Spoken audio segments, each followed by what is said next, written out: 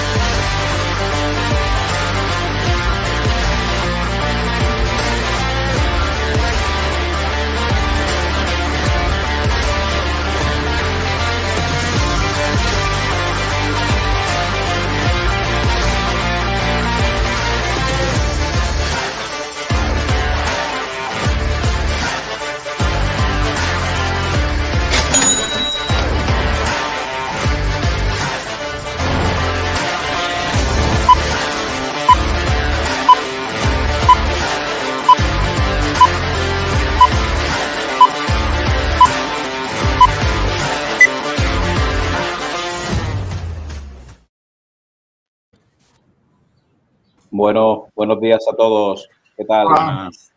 Hola, Esmeralda, encantado de conocerte.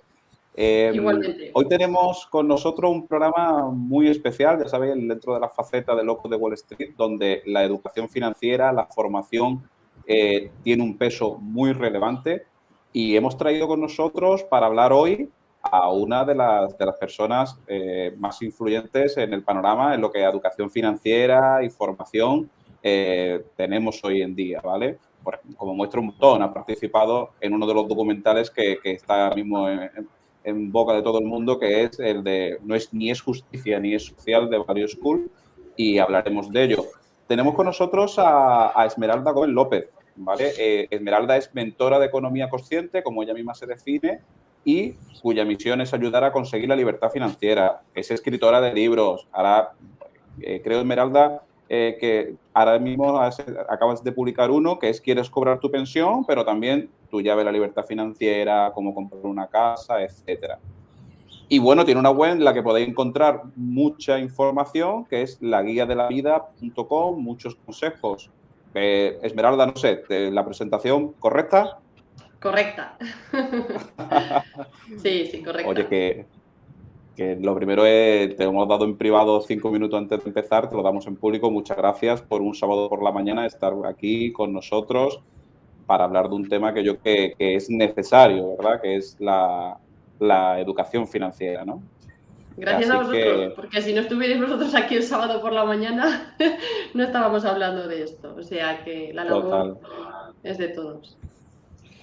Muy bien, pues Esmeralda, lo que hemos comentado, si te parece, lo hacemos en plan tertulia, te vamos haciendo nosotros preguntas, vas charlando, y yo creo que debemos empezar por el principio, ¿no? Has promovido con el Congreso de los Diputados que la educación financiera sea una asignatura reglada dentro de lo que es digamos, la educación a nivel nacional, ¿vale? No sé esa iniciativa cómo va, pero yo creo que deberíamos empezar por ahí, por precisamente que nos cuentes por qué estamos aquí hoy hablando de educación financiera y lo importante que es, ¿no?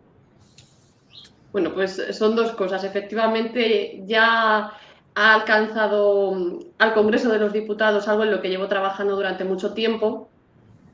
Y el por qué he decidido emprender esta iniciativa es porque he visto durante mucho tiempo tanto la carencia que tenemos a nivel social en materia financiera, económica, de finanzas personales a nivel macro, micro, y el impacto que tiene el conocimiento de todo lo que hay detrás de este mundo en la vida de todas las personas. Cuando unes las dos cosas y te pones a pensar, yo que soy una trabajadora nata y que no paro de construir cosas en forma de libros, proyectos, conferencias, de colaboraciones que impactan verdaderamente en la vida de las personas, pues digo, esto es insuficiente, ¿qué puedo hacer más? Entonces, hace unos meses me puse a redactar esta iniciativa que ya he presentado en el Congreso y, bueno, la acogida que ha tenido ha sido brutal. Me ha escrito muchísima gente que ya forma parte de un equipo que de momento ha nacido de forma altruista, es decir, todos los que estamos ahora mismo dedicando tiempo a esto lo estamos haciendo por amor a una sociedad mejor y que me gustaría abrir distintos caminos en los que uno sería que consiguiese recursos de alguna manera para poder implantarlo finalmente.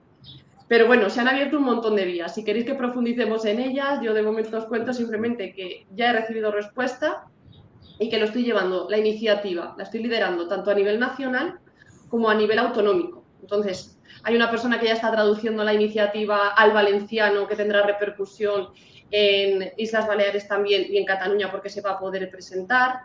Hemos abierto, bueno, la presentación también en Madrid con Enrique Osorio y con Díaz Ayuso, pendiente de recibir respuesta. O sea que cada rama de todas las que se han abierto en este árbol está en un punto diferente, pero son muchísimas las personas, miles las que han apoyado esta iniciativa y un puñado bastante grande las que se han sumado a trabajar, cada uno en lo que aporta, uno de marketing, otro abogado, otro que está diputados. Estoy hablando con un conjunto de diputados que puede que se sumen, a pesar de que la lidere yo, se sumen dentro de los partidos. Detrás a mí me da igual el color que haya, aquí tienen cabida todos los colores.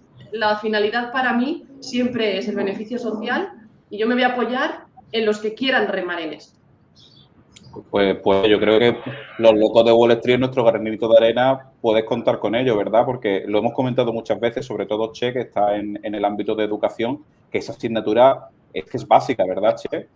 Pero a muy edad temprana. Absolutamente, absolutamente. Y parecía que lo que pretendían era retirar, lo poquito que hay, retirarlo, ¿no? Estaban incluso hasta pensando en prohibirlo, ¿no? Algunos partidos. Lo han modificado, es cierto que han modificado ahora la ley, pero esto no deja de ser una lucha de poderes. Claro. Los que queremos hacer cosas, si al final es la voluntad de todos, porque una cosa es que yo la proponga. Esto puede derivar en que al final se acabe estudiando en los congresos, pero imaginad que esto se aprueba en el Congreso y ya tengo que recabar el 500.000 de firmas y no lo consigo. En este caso tampoco sería un fracaso, todo sería un éxito, simplemente que la población no quería que se estudiase educación financiera en los colegios. O sea, la clave de todos mis actos siempre se fundamenta en la libertad. Pero sí, coincido contigo en que esto va a ser una lucha de poderes. Habrá gente y unos motivos que no querrán que se estudie y luego hay otros, como yo, que tengo mis motivos para decir por qué esto generaría riqueza en todos los sentidos, no solo en el plano económico, del lugar en el que se implante. Por eso no me importa tanto que vaya a nivel nacional como que empiece en Madrid o empiece en Málaga, si tú tienes ahora a alguien a quien podamos llamar a la puerta, porque pues sí, sirve de ejemplo. A mí me va a servir también para estudiar el doctorado y ver verdaderamente qué impacto tiene esta iniciativa en la riqueza de esa geografía. Lo vamos a ver de aquí a 10, 15 años, pero esto es una guerra a largo plazo. Las luchas no se ganan en un día, se suman muchas batallas. Yo coincido contigo que es muy importante, sobre todo, para mejorar la vida de la gente y además que sea algo absolutamente transversal. Es decir, que está como muy... La idea es que los alumnos de la rama de económica, jurídico-económica y tal, sean con los que tengan, ¿no? que estudiar esta materia. Pero yo creo que la materia la tendrían... Yo se lo digo a mis alumnos, digo, los cursos de finanzas personales deberían ser transversales en todos los grados de la universidad y por supuesto, en la enseñanza secundaria, ¿no? Porque sí, pero nos afecta a todos y es una cosa que vamos a manejar todos y el conocimiento que tengamos de ello va a ser básico para no ya rendimiento, como tú bien dices, ¿no? que también rendimiento económico, sino saber qué tenemos entre las manos, ¿no? Y qué significa. Y qué significa que el dinero, que haya un objetivo del 2% de inflación. Y Eso es. ¿Qué significa que te están empobreciendo, que te están enriqueciendo, que hay alternativas? En fin. Eso es, a utilizar algo, igual que nos sacamos el carnet de conducir, y aunque aprendemos a conducir cuando estamos ya con un coche en la mano, previamente hacemos un examen y se nos valida o no para ello, de la misma manera tenemos que pasar por una formación como lo que estás diciendo, Che, que nos enseñe a utilizar las tarjetas, qué peligros conlleva el mal uso del plástico, qué es una hipoteca, qué partidas hay en la nómina, por qué me van a pagar, qué es el coste de oportunidad, estoy vendiendo mi tiempo, qué es el ratio euro-hora, la inflación, la bolsa, qué es la renta fija, la renta variable, de qué están hablando estas personas que ya sí que son economistas o tienen, se han sacado ya másteres especializados en pues, finanzas cuantitativas, como el primero que hice. Eso ya es la formación específica y sirve para ejercer dentro de una institución una determinada labor. Pero el día a día de todas las personas va más allá, va en las transacciones que se producen en cualquier comercio, va a la hora de emprender un negocio, abarca prácticamente la vida de cualquier persona, lo que sustenta la vida de cualquier persona, porque el dinero es lo que mueve la sociedad. Luego lo utilizamos. Nosotros llevamos haciendo 5 años un curso de finanzas personales, donde hablamos de todo eso a nivel local en la Universidad de Málaga, y aprovechando esa analogía que tú has hecho, que me ha gustado mucho, el carnet de conducir se lo saca todo el mundo. Sí. Después, si te gusta el tema o te vas a dedicar a llevar camiones, pues tendrás que sacarte un carnet más específico. Y si después es que te encanta y te vas a dedicar a eso profesionalmente, entonces te sacas el carnet de Fórmula 1.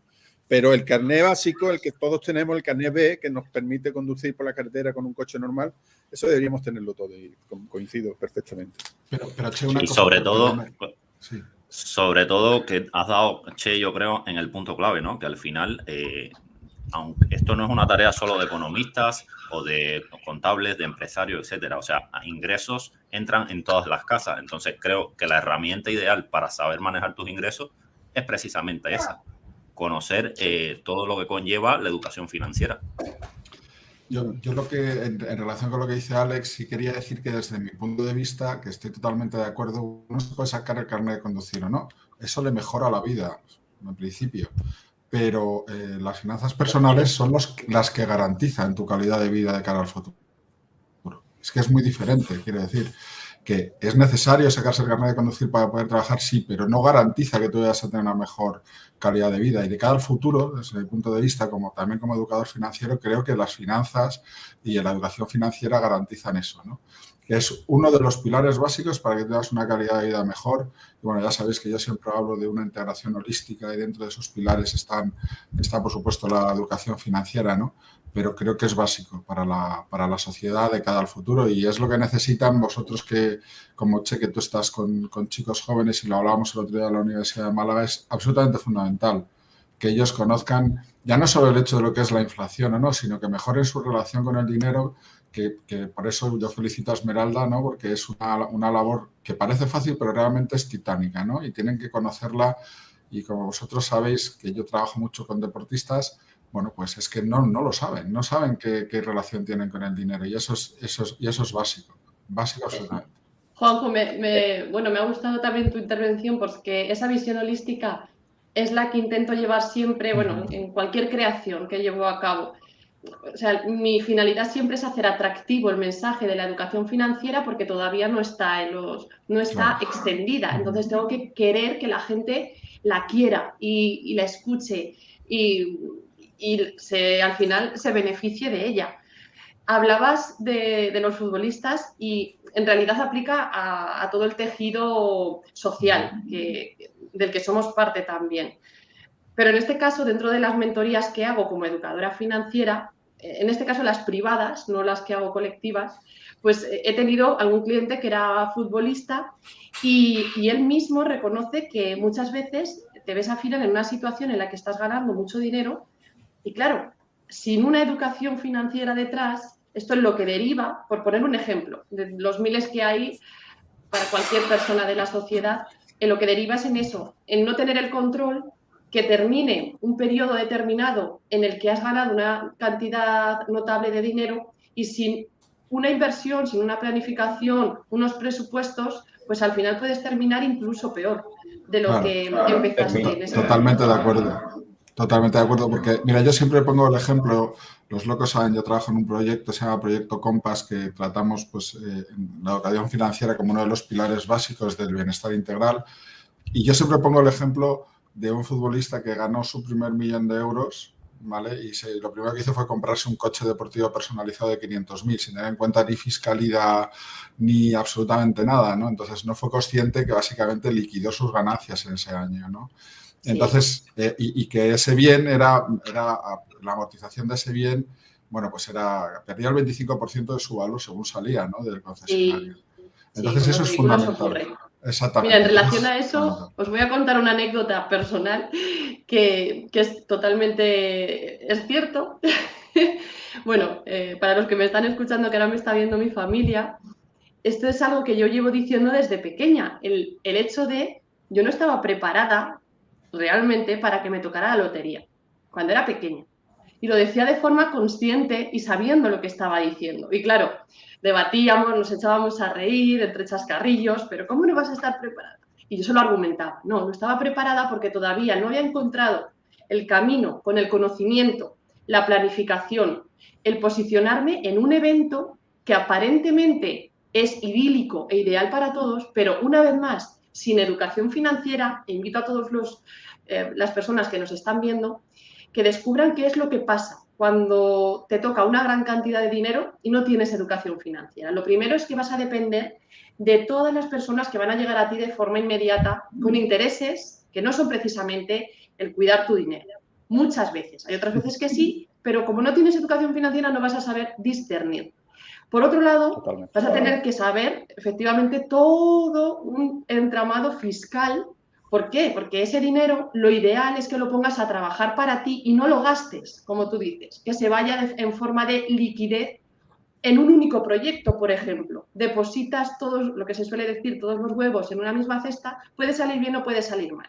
Sin embargo, cuando ya has desarrollado, que esto no se hace de un día para otro, un conocimiento determinado para poder llegar a tener, que no es fácil, una gran cantidad de dinero, entonces ya fue el momento, hace ya años también, cuando dije, bueno, ahora, y yo no juego a la lotería, pero ya estoy preparada para que les toque a las personas de mi entorno que sí que juegan. Y es algo anecdótico, pero lo dejo como reflexión. Hasta ese punto hay que llegar a nivel social. La principal clave es la conciencia de qué haríamos en una situación de esa envergadura, porque a medida que vamos gestionando también nuestro patrimonio, y de ahí el programa que propongo a nivel nacional, las personas tienen cada vez más patrimonio.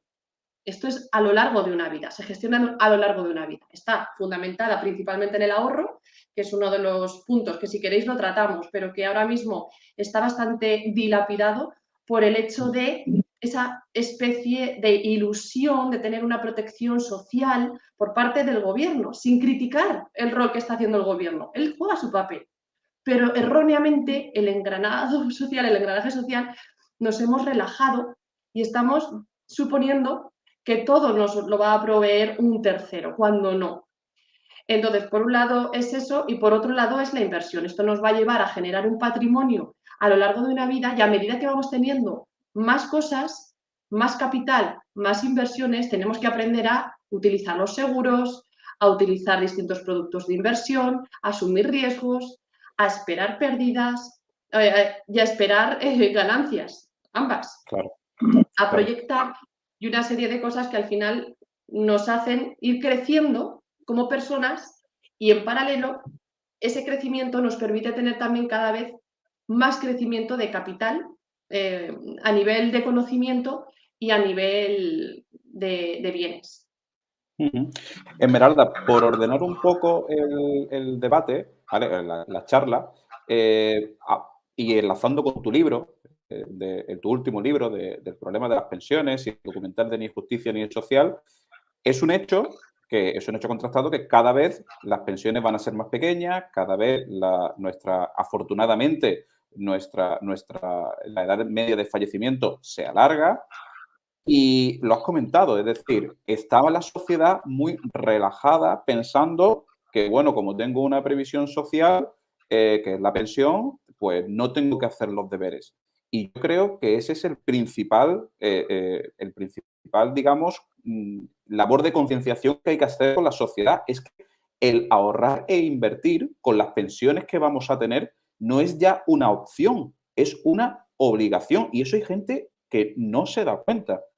Y yo creo que vuestro documental y tu iniciativa está siendo importante. Nosotros también ponemos nuestro granito de arena, pero al final me quedo con eso, ¿no? Que el problema de las pensiones, el ahorrar e invertir va a ser una obligación. Más que una obligación, a mí no me gusta hablar de obligaciones, me gusta hablar de libertad de los individuos y libertad social, que el que no quiere Te invertir, lo compro. que el que no quiere Necesidad. invertir con conocimiento de causa, sabiendo que si hay inflación, pues su dinero se va devaluando y todo lo que conlleva la no inversión, perfecto, porque ya hay un pensamiento crítico detrás de esa afirmación. Y no entramos en el juicio de que sea bueno o malo. Aquí luego ya, una vez que tenemos el conocimiento, que es la clave de una sociedad próspera, crítica y libre, pues que cada uno decida en libertad qué es lo que quiere hacer. Y hacia eso remamos. Ahora, una vez que he dicho esto, por lo que no estaba de acuerdo con la afirmación de la obligación, pero sí te he entendido. Era solo por meter un poquito el dedo en la llaga. Te la compro. Pero hablando de esto, es cierto que tenemos una tasa de sustitución de las más altas de la Unión Europea. Esto lo que significa es que el 80% no llega, pero el 80% del último salario al final es lo que va a constituir tu pensión con datos de hoy, que nada se van a parecer, yo no sé si para mejor o para peor, intuyo que va a ser para peor, en lo que va a pasar en el futuro.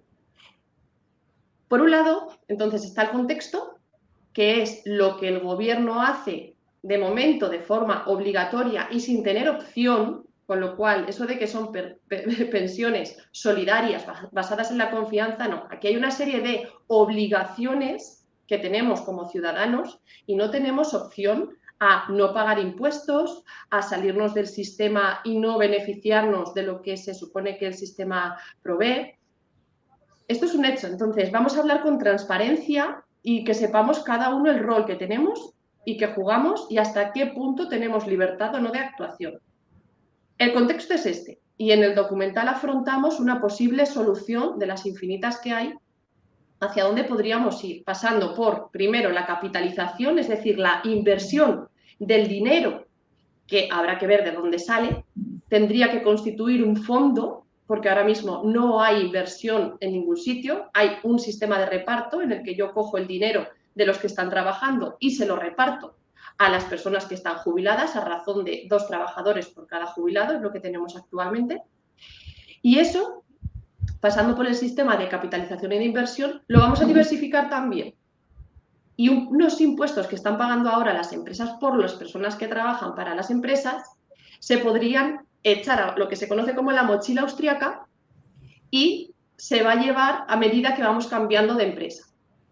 Y aparte, lo vamos a complementar este contexto con la parte de lo que podemos hacer cada uno de nosotros a nivel individual y ahí hace falta esa educación, porque de nada tampoco serviría del día a la noche, por ponerme en un ejemplo más extremo, que todos fuéramos libres, que pudiésemos elegir y que no tengamos ningún conocimiento para ejercer esa libertad. Tampoco sería algo positivo. Por ejemplo, lo que está ocurriendo en Chile. En Chile se ha liberalizado este mercado, pero al no haber ahorrado las personas de forma individual, pues está teniendo una serie de consecuencias. Entonces, yo creo, y esta es mi defensa y mi tesis, mi teoría, de que la libertad tiene que ir pareja a la responsabilidad que conlleva esa libertad. Entonces, sí, implica trabajar más. Si quieres una cosa, conlleva la otra. Y si no, en este caso, que es lo que tenemos, vas a depender de un tercero, de una empresa que te provea, de un Estado que te prometa sin garantía por escrito en ningún sitio de esa promesa, que esa es otra de las cuestiones, tu futuro. Pero a medida que las personas en general adquieren conocimiento, se enteran de cómo está formado el sistema, qué puedo hacer yo, qué no. Pues en general lo que hemos visto a nivel humanidad es que las personas decidimos ejercer nuestra libertad porque nos damos cuenta que cuando tenemos las herramientas, vienen recursos o vienen conocimiento para ejercerla, pues llámalo autorrealización, nos autorrealizamos mucho más y el crecimiento, gracias a esa libre competencia, a esa libre circulación de capital, la colaboración de empresas, pues es infinitamente mayor que cuando hay alguien que dicta cómo nos tenemos que comportar creyendo que su dictado es el beneficioso. Yo matizaría la palabra obligación, le pondría necesidad. Yo creo que se va a convertir en una necesidad. Sí. Y a mí me gusta mucho la frase que utiliza Domingo Soriano cuando estoy oyendo un eco, ¿no? Sí, parece que se acople tu sonido, che. No. La frase que utiliza Domingo Soriano cuando dice, ¿a ti te gustaría depender en tu vejez de que el Sánchez o el Casado de turno decida que te va a pagar una pensión o cuánta pensión te va a pagar? Es decir, la libertad pasa porque tú te generes esa libertad en el futuro, que es la responsabilidad del presente. O sea, la responsabilidad del presente es la libertad del futuro, de que tú puedes decidir no solamente cómo, sino cuándo. O sea, antes y después. Hay personas que les gusta trabajar y no se van a jubilar nunca. Hay personas que prefieren jubilarse mucho antes. Otras que van a necesitar muy poco porque se van a jugar al dominó a la sala del pueblo y saben que van a necesitar poco porque su vida no le pide más y están felices y contentos. Otras personas necesitan viajar y necesitan hacer una serie, entonces necesitarán mucho más capital. En fin, que cada uno de su proyecto de vida lo haga, pero hoy responsable y mañana libre. Sí, ese es el ejercicio que comento, bueno, al poquito de empezar el libro, que empiezo con que la seguridad es una ilusión. Ese es el ejercicio al que invito a todas las personas que hagan esa proyección que acabas de decir tú, Che. Vamos a posicionarnos desde ahora, puesto que todo es dinámico, cambiante, todo el rato, no hay nada estático. Vamos a ver, en función de lo que creemos que somos ahora y de esa introspección que todos tenemos la capacidad de hacer, ¿cómo vamos a ser en el futuro a la hora de jubilarnos? Porque como tú dices, el que necesite 5.000, quitando la inflación, no entro ahora en eso, el que necesite 5.000 no es lo mismo que el que va a necesitar 1.000. Y en función de eso, con lo que espero tener del Estado, ¿cuánto puedo generar desde ahora con las circunstancias laborales, sociales que tengo en este momento? Eso es un punto de partida y a partir de ahí lo vamos iterando a lo largo de la vida. Conforme van cambiando las circunstancias, voy teniendo nueva información del contexto, de mí misma, de la persona que se esté analizando, asimismo, porque todos vamos cambiando todo el rato. Pero esto es tremendamente potente, precisamente porque en el momento en el que nos hacemos la pregunta del futuro, irremediablemente tenemos que pensar en él y ponernos a hacer ya números, y cuando ya te pones a preguntarte las cosas, pues acabas cambiando toda la sociedad a base de simplemente lo que acabas de comentar tú. O sea que sí, la aportación de Domingo Soriano es muy relevante, da para mucho. Sí, a mí me gustaría hacer referencia a una cosa muy rápida que yo creo que está relacionada con lo que habla Che y habla Esmeralda, y es sobre todo desde el punto de vista de los hechos y de la educación, porque yo creo que lo hemos hablado muchas veces, la importancia de establecer no sé si sistemas, ¿no?, neuroeducativos o neurodidácticos, donde el hecho, el empirismo es lo que domina, ¿no? Y, por ejemplo, desde mi punto de vista, en relación con lo que decía Esmeralda, es muy importante que la gente sea consciente que el sistema de pensiones español está hecho para que haya un número suficiente de cotizantes y trabajadores que lo sostengan. Y ahora mismo, como decía Esmeralda, ese 2:1 es insuficiente porque la base es más o menos, según los cálculos, 2,5.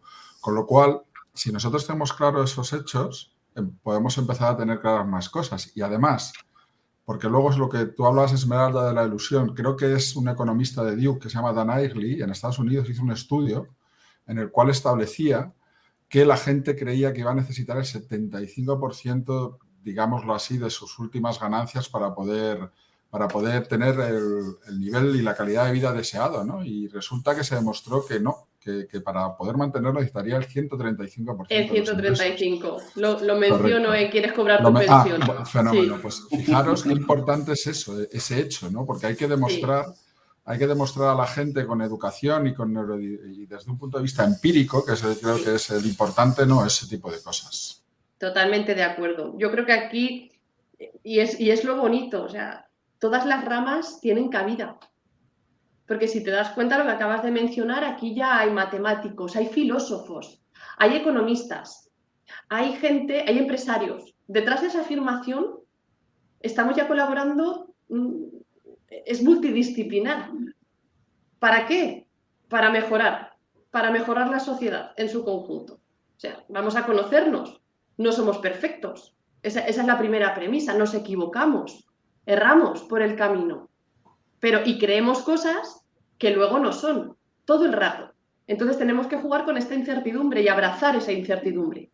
Pero claro, cuando en este caso va a tener una implicación tremenda en el futuro de cada persona, pues tenemos que utilizar esa información, que en este caso es lo que yo creo, pues en general me dice la estadística y me dice una observación que hago en un momento determinado de una parte concreta de la geografía, en este caso se hizo el estudio en Estados Unidos, pues que aparentemente, ya no hablo de cifras, pero aparentemente voy a necesitar más de lo que en un principio creo.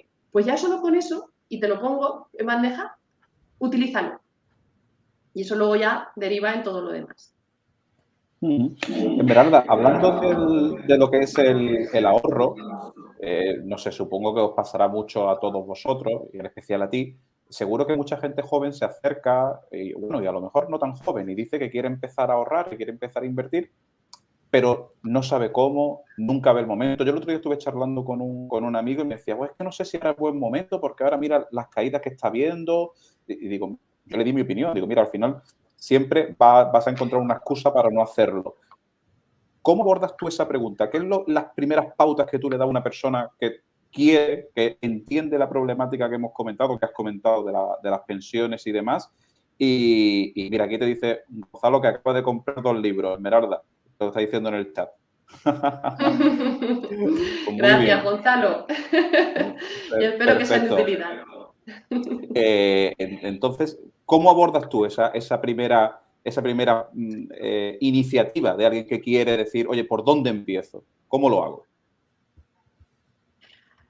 Aquí quiero, para ponerlo en contexto, que lo tengo que poner en contexto, no es lo mismo cuando yo hablo en petit comité, de tú a tú, de educación financiera, de su educación financiera y de su economía personal, que cuando hablo ante miles de personas. ¿Por qué hago esta distinción? Porque cuando hablo ante miles de personas yo tengo que establecer un marco de actuación que se puede saltar, pero perfectamente, cuando hacemos zoom en él.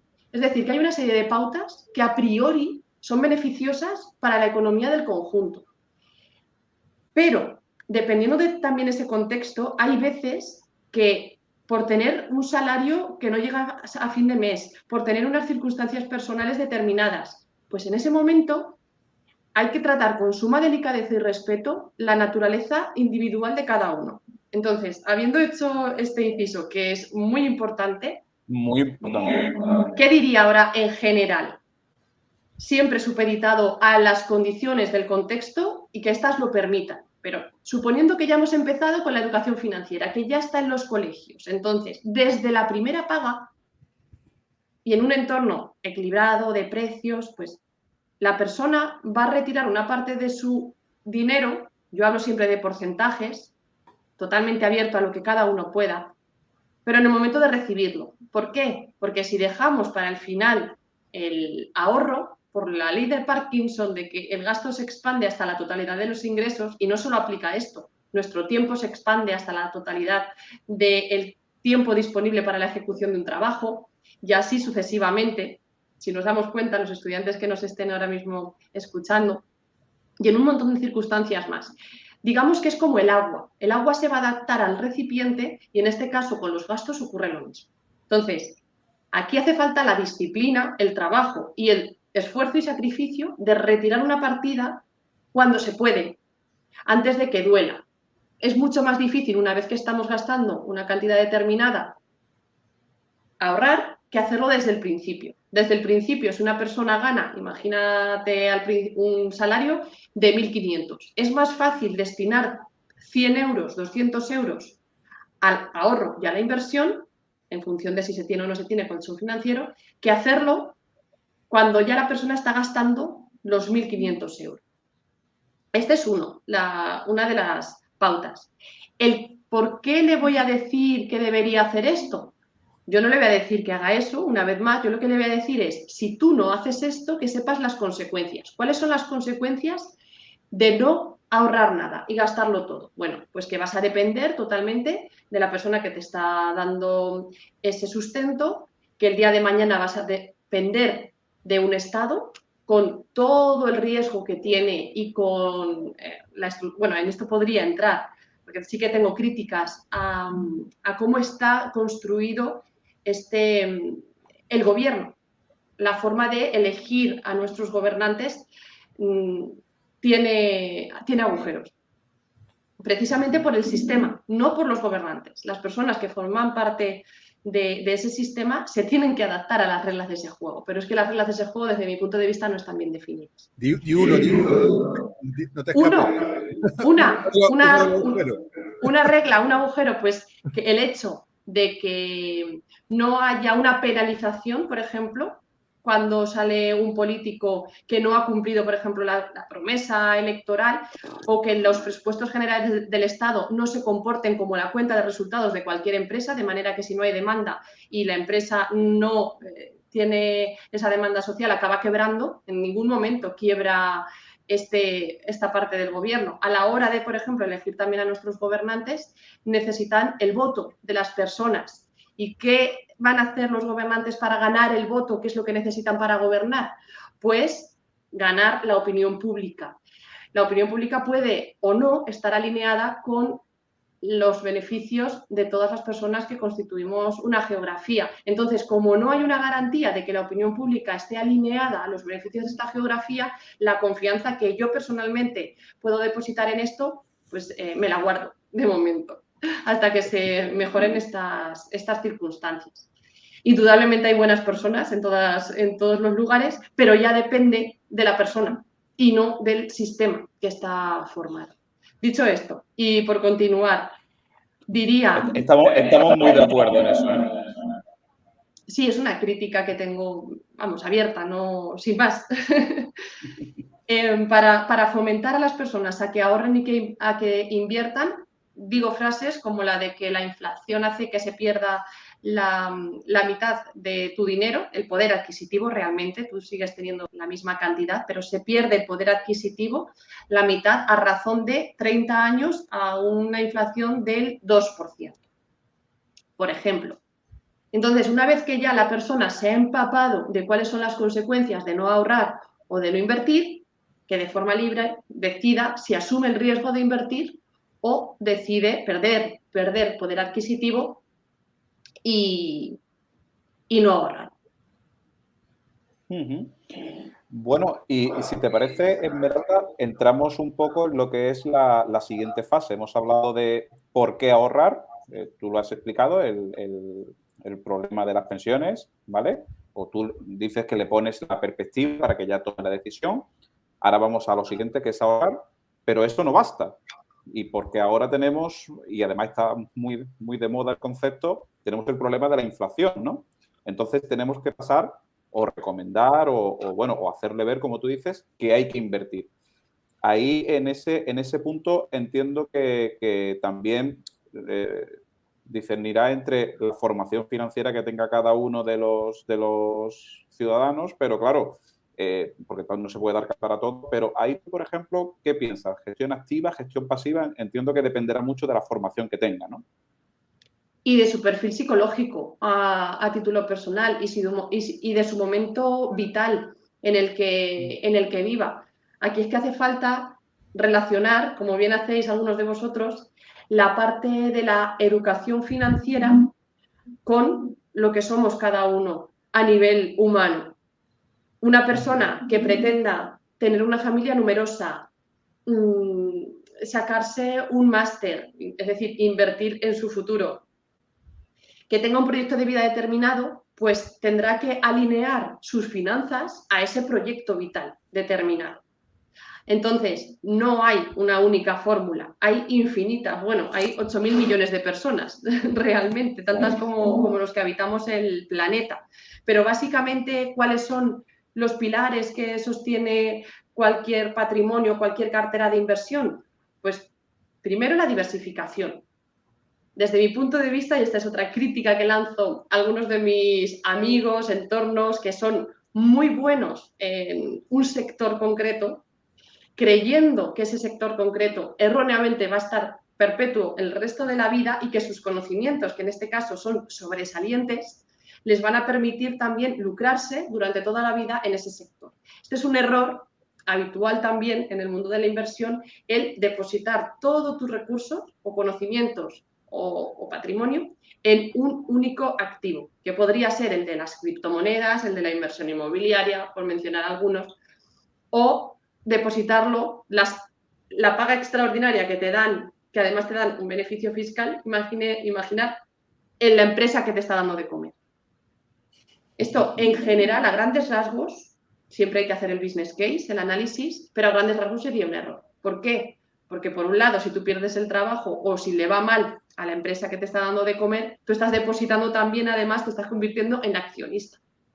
Hay que diversificar en general, no solo a la hora de invertir, sino también en fuentes de ingreso, idealmente. Es decir, a pesar de estar trabajando para un tercero, tenemos que pensar con ese espíritu empresarial porque nos va a hacer crecer, nos va a empoderar a la hora también de negociar un aumento de sueldo y no va a ser un trauma tan grande en el caso de perder un trabajo. No recomiendo una única cosa. Hay siempre que analizar y a medida que profundicemos en función del momento histórico en el que estemos, ahora apelando ya no a quién somos, sino a dónde estamos y en el momento en el que estamos, pues a lo mejor la renta fija no tiene tanto sentido, como por ejemplo en este momento. O sí que tiene sentido comprar deuda soberana y deuda de las grandes empresas. Todo va a ser un depende, pero lo ideal es que a lo largo de una vida vayamos diversificando. Hay productos muy positivos, que tienen una serie de beneficios detrás y que una vez que los conocemos podemos decidir o no invertir en ellos, como son los fondos de inversión, que eventualmente podemos tener una liquidez rápida, y hay otros, y una fiscalidad también ventajosa, y hay otros como los planes de pensiones privados, en los que hay ausencia de liquidez y la fiscalidad que hay, dadas las circunstancias actuales en las que solo hay un beneficio fiscal de 1.500 euros por aportación anual, pues cuando tú lo rescatas vas a pagar impuestos por la totalidad de lo aportado. Esto es algo que tampoco la gente sabe. ¿Y cuál es la rentabilidad que me están dando estos productos? Pues investiga un poquito para ver qué te dice la estadística en este sentido. Si es una persona que es aversa al riesgo, pues a lo mejor sí que tiene sentido invertir en planes de pensiones, si no va a tocar el dinero a lo largo de una vida. En cualquier otro caso, pues lo más normal es que decida hacer con su dinero muchas otras cosas a lo largo de toda la vida. Yo me gustaría también, estando muy de acuerdo con Esmeralda, que por ejemplo si nos fijamos en la teoría del ciclo de vida, que eso de Modigliani, que puede ser una referencia a la hora de hacer ese tipo de itinerario, por decirlo así, cuando tú estableces tus objetivos vitales en ese ciclo de vida, lo más importante de todo es que tú tengas en cuenta varias cosas, pero lo primero es, ¿qué es lo que tú quieres? ¿Cuánto te va a costar y cómo lo vas a financiar? ¿Vale? Y teniendo en cuenta eso, desde mi punto de vista, como la inversión yo la veo y siempre hablo con los locos, que para mí es un medio para la consecución de un fin, ¿vale? Exactamente, que puedes discutirlo, ¿no? Pero que tienes que adaptar esos objetivos vitales y esa inversión al horizonte temporal, al riesgo que tú quieras tener, a tus circunstancias de vida, al momento que tú estás pasando, ver dentro de la pirámide de finanzas personales si tienes cubiertas las necesidades básicas o no, si estás correctamente protegido. O sea, es un conjunto que tú tienes que hacer el esfuerzo simplemente de aprenderlo para poder tomar las decisiones de inversión desde un punto de vista objetivo. por decirlo así, ¿no? Y eso coincido totalmente en mi visión, en tu visión, vamos, en ese sentido. Y sobre si todo... te sobra, y ya acabo, Alex, pero, y si te sobra y ves que tienes otra serie de objetivos, como puede ser, entre comillas, que no quiero generar polémica con los locos, un nivel especulativo para generar el fin de aumentar tu patrimonio, porque el resto lo tienes perfectamente planificado, bueno, pues puedes tomar determinadas decisiones, ¿no? Es un poco ya, perdón. Sí, que la clave la has dado, o sea, has apelado a la subjetividad que hay detrás de cada individuo, a la singularidad que cada uno de nosotros, de las personas que tenemos. Y sobre todo, bueno, algo que yo siempre repito a lo que son los seguidores de los locos, ¿no? Que al final la inversión es como un traje a medida y cada cual lo usa a la talla que mejor le corresponde. Lo importante es sentirte bien contigo mismo a la hora de invertir y dónde te encuentras más a gusto. Creo que eso es una de las claves también para todo aquel que decide invertir. Claro, de ahí la importancia de tener primero un colchón financiero, que es un capital que acumulamos y que ese no tocamos. Claro, eso ya en la inmensidad de hogares españoles y en general del mundo entero, ya es un esfuerzo titánico el llegar a acumular una cantidad determinada. Lo importante es tender hacia allá, tender hacia una serie de pautas positivas, igual que en la alimentación, igual que a nivel mental, pues hay una serie de pautas que ya entre todos vamos descubriendo que nos hacen mejor, nos hacen vivir en bienestar, pues en el sentido financiero es lo mismo. Y una vez que tenemos este colchón financiero, podemos dedicar nuestros recursos a la inversión sin tanta preocupación emocional de que vaya mal. Porque claro, la inversión, ¿qué vas a invertir? La frase es lo que estés dispuesto a perder, porque no hay nada seguro, ni la renta fija es segura. Los países se quiebran, hay prima de riesgo. Esmeralda, y una pregunta a bocajarro. ¿Qué opinas del dinero fiat? Y ya puestos, ¿qué opinas de su posible alternativa como pueden ser el oro o ahora más actual el Bitcoin? Vale, voy a ampliar un poquito la pregunta y te voy a dar mi opinión personal sobre, que en este caso coincido también con el que es mi maestro en estos momentos, Huerta de Soto, que me gustaría que llegáramos en un momento al punto en el que la creación de dinero, como se da en estos momentos, pues estuviese de alguna manera bastante más restringida de lo que está. Esa es lo que te puedo decir en general del dinero.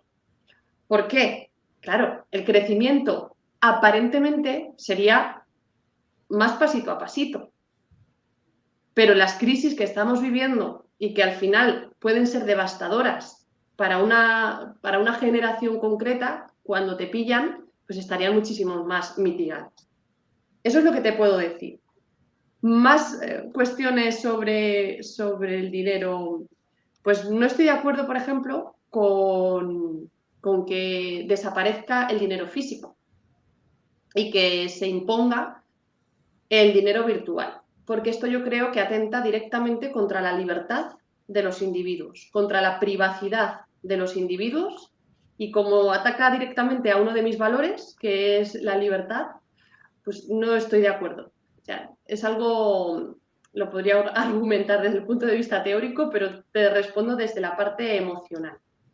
Y en cuanto a las alternativas, pues hay verdaderas maravillas que están naciendo en estos momentos que todavía no se consideran dinero, porque tú todavía no puedes ir a comprar una barra de pan. Y las maravillas a las que me refiero son Bitcoin o las criptomonedas que están surgiendo y todo el potencial que hay detrás de ellas. Por supuesto, tiene parte positiva y parte negativa, como cualquier gran creación, que se lo diga Hiroshima. Pero la intención que hay detrás y el potencial que hay detrás es tremendo. Es tremendo hasta al nivel de qué nos depararán los ordenadores cuánticos. Pues en este caso, la blockchain lo que permite esta cadena de bloques es descentralizar lo que ocurre ahora mismo con el conocimiento, que está a disposición de todos. Sí que es cierto que hay mucha cosa que no merece la pena, pero de ahí ese pensamiento crítico de aprender a cuestionar, que no nos tenemos que creer todo lo que veamos. Y en el blockchain pues tenemos esta posibilidad de la no dependencia de otros intermediarios que hasta ahora centralizaban un poder tremendo, el poder del dinero. Entonces, hay mucho potencial detrás y yo creo en el potencial. El cómo se use y hacia dónde vaya, eso lo veremos. Pero sin duda creo en las bondades que hay. Por supuesto, ahora, a la hora de invertir concretamente en criptomonedas, yo tengo un perfil conservador y en la escuela austríaca donde doy clase, yo soy el rol que de alguna manera discrepa con el posicionamiento total en este activo. Yo soy muy prudente. Dado que es tan volátil y es el activo más volátil de todo el mundo, pues no inviertas más de lo que estás verdaderamente dispuesto a perder, porque igual que obtienes unas rentabilidades en un corto periodo de tiempo enormes, pues puedes perder todo tu dinero de la misma manera. Pues, ¿cuál es mi rango? El que suelo decir, entre un 1 y un 5% de todo tu patrimonio neto. No sé si te responde o Perfectamente, perfectamente. Yo lo que te diría con respecto al dinero fiat es que el problema es el mal uso que se le está dando, ¿no? Porque llevamos 3 crisis y las 3 crisis las estamos solventando a fuerza de darle a la maquinita de hacer dinero y de crear la siguiente burbuja.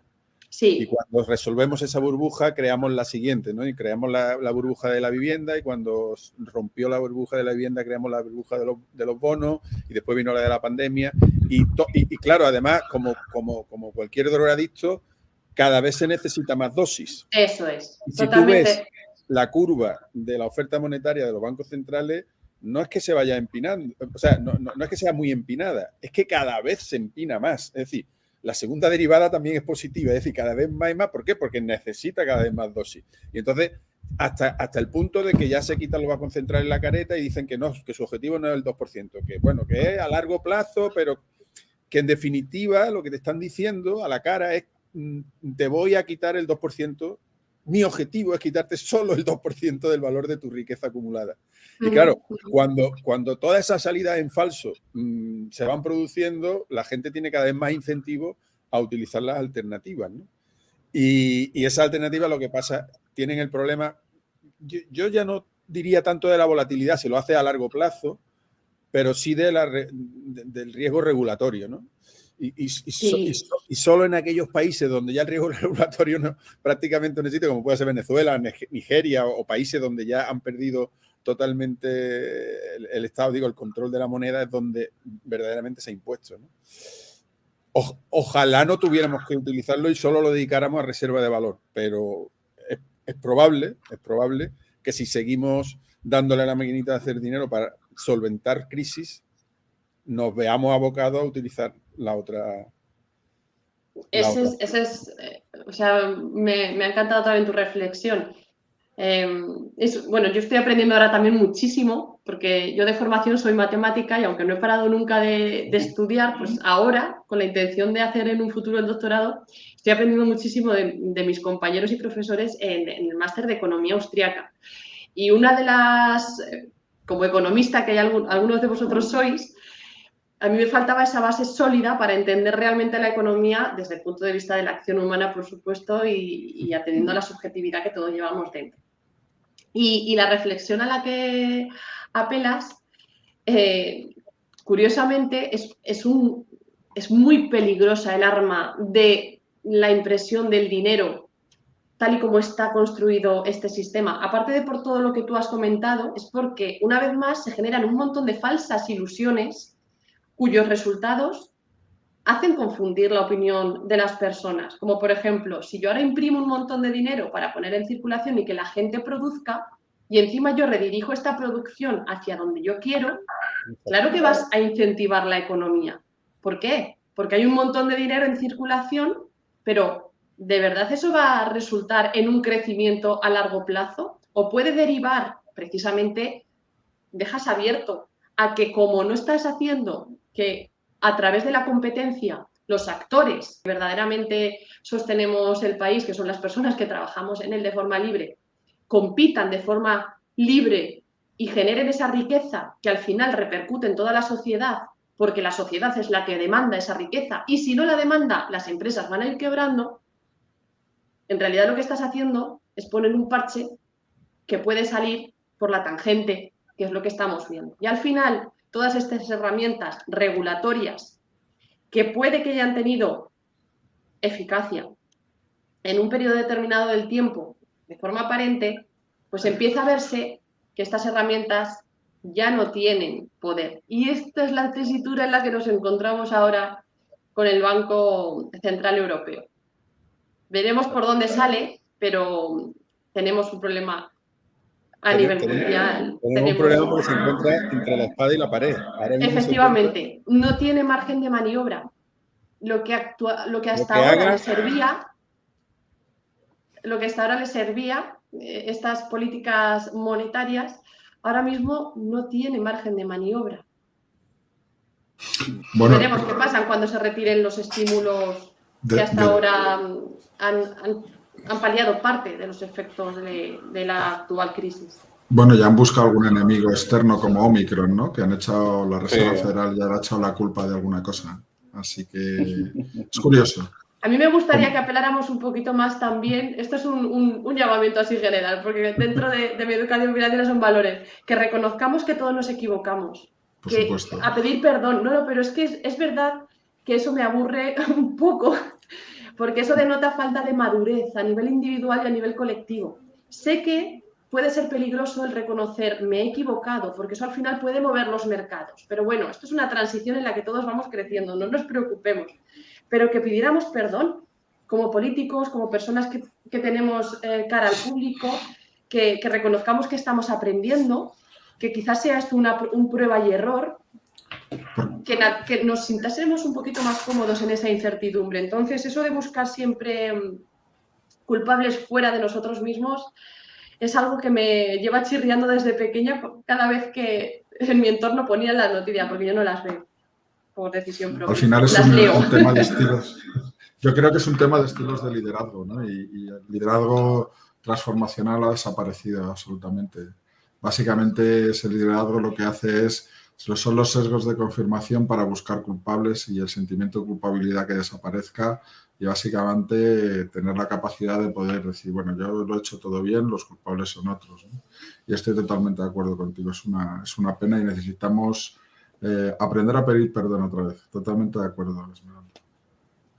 Bueno, Esmeralda, llevamos prácticamente una hora de charla. Si te parece, te lanzamos lo que es la última pregunta. Y es una pregunta más bien una reflexión, a ver tú qué opinas, pero te comentábamos que nosotros estuvimos la semana pasada en la Semana Cultural, que se presentó precisamente, creo que fue el martes, el documental en el que participabas de Ni es justicia ni es social. Pues nosotros tuvimos una charla presentando un poco allí a los alumnos nuestra iniciativa dentro de la comunidad Locos de Wall Street, y en el turno de preguntas nos llamó mucho la atención y de hecho un compañero que no está aquí hoy, Edgar, dijo, oye, ¿qué estamos haciendo mal, no? ¿Qué estamos haciendo mal en general, no? Porque en el turno de preguntas que abrimos, pues las preguntas fueron, una, ¿qué pensamos del trading algorítmico con criptomonedas para vivir de eso diariamente? Otra era qué pensábamos de las penny stocks, de las acciones a centavos. Edgar está ahí en el chat, sí que está ahí.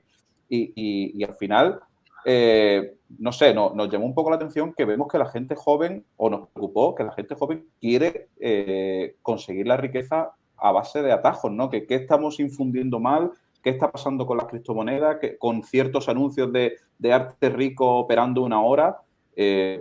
Y la verdad es que me preocupa o nos preocupó porque mucha gente joven, alumnos de facultad, gente con mucho potencial, quiere conseguir la independencia financiera, el pelotazo, a través de esas vías, ¿no?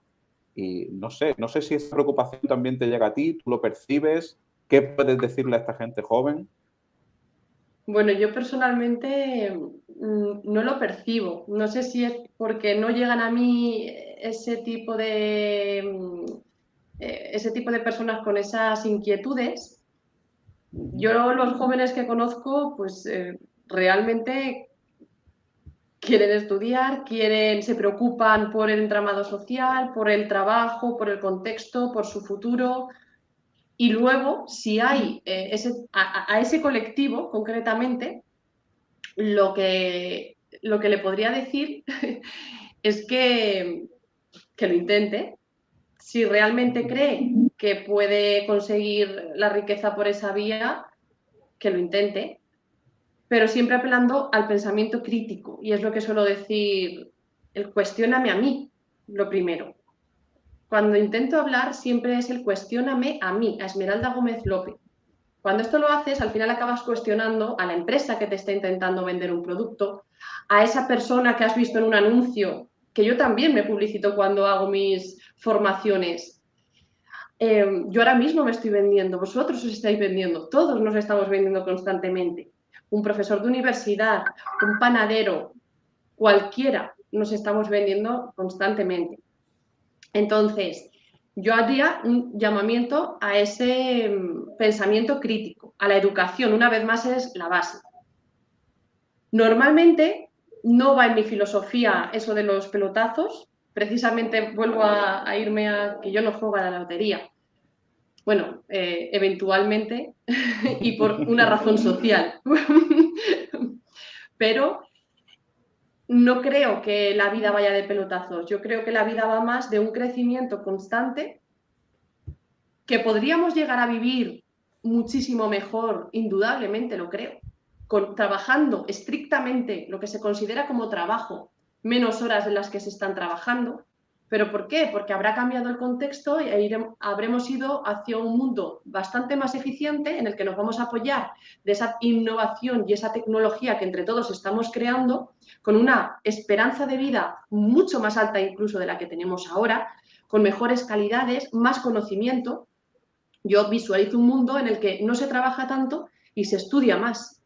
Entonces, hay muchísimo más potencial de crecimiento porque nos apoyamos ya en esa automatización, pero es que detrás de una automatización hay un data scientist, hay alguien que sabe de machine learning, hay un matemático, un físico, un informático, un ingeniero. Detrás de esto también hay un filósofo que aporta esa visión de humanidad en la que todos estamos construyendo. Es decir, que personalmente pues los pelotazos podrán existir y no digo yo que no, pero yo soy más de trabajo de hormiguita, que todo tiene cabida, ¿eh? Que el otro también tiene cabida, pero entonces, si ahora me dices que todo el entramado social joven está pensando de esa manera, pues efectivamente sí que habría que hacer una reflexión profunda de por qué hemos llegado a ese punto, si es beneficioso o no para el conjunto y para ellos mismos, y si interesa o no interesa cambiarlo. Al final, el mundo lo estamos cambiando constantemente todos, introduciendo nuevas ideas y descartando o sumándonos a las de personas como nosotros. Un sábado a la 1 de la mañana aquí debatiendo, filosofando sobre hacia dónde puede ir el mundo. Bueno, pues Esmeralda, nada, que muchísimas gracias por haber estado. Espero que te hayas sentido cómoda. Para nosotros se nos ha pasado la hora volando. Da gusto escucharte hablar. Coincidimos prácticamente, yo creo que todos coincidimos con tu postura. Y aquí tienes las puertas abiertas de nuestro modesto canal.